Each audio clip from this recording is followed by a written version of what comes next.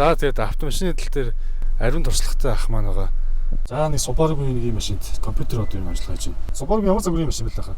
Subaru Forester 2010 оных өрүүлийн аппаратанд хатуураад ингээд ороод ирсэн. Даруй нэлээд болсон шүү дээ. Тэгээд компьютер уншгаа залгаад шалгаж үзэхэд аккумуляторын цэнэг нь бага байна. За.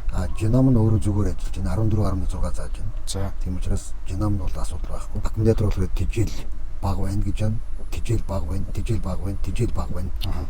Түлхүүргээд гарч ирсэн байна. Ер нь коллектороос бага. Аккумулятороос болоод энэ асуудлууд ингээд орж ирж байна. Өрүүлийн аппаратн дээр болох дээр компьютер дотроо бол гимтэлтэй байна гэж байна.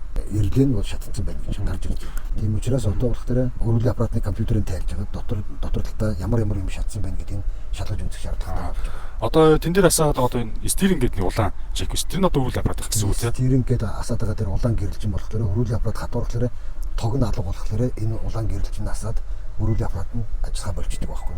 За. Тий одоо энэ голцоо гарч байгаа энэ гэмтэл болохоор яг өөрөө бодоод яг тодорхойлсон гэмтэл бас биш байгаад байгаа байхгүй. Яг гэвэл астачаар дарах үед болохоор компьютерийн тижил 11-ээс доош унчихлаарэ компьютерүүд хоорондоо харьцаж чадхаа болоод тодорхой хэмжээний алдаанууд гараад эхэлдэг. Тэр нь болохоор бас аккумулятортай холбоотой байдаг байхгүй. Ассан хойно ABS-ийн тормозны систем бол зүгээр ажиллаад явна. Тий одоо болохоор гэмтлүүдийн бүгдийг гаргаад ирлээ. Одоо бол арилгаад юу үлдсэн бэ гэдгийг харъя. За одоо бол ингээд бүгд зүгээр ингээ гараад ирсэн байна. За. Өрүүлийн аппарат хിവэрэ хатуу байна. Нөгөө манай ABS зүгээр болсон байгаа. Яг гэвэл энэ астачаар дарсны дараа гарч ирдэг гэмтэл учраас одоо зүгээр болсон байгаа. Өрүүлийн аппаратыг одоо дотор нь ороод гэмтлийн үзэгтэр байхгүй. Явдал дундаа энэ гэмтэл нь илэрч гарч ирнэ. Эхлээд ирэхдээ өрүүлийн аппарат хатуураад байна. 1-2 тултраа гэрэл нь анивчаад байна гэдэг байсан юм. Шалгаж үзэх явцад болох дээр аккумуляторын тижэл нь бага байсан учраас гэрэл нь ингээд анивчдаг байсан юм билээ.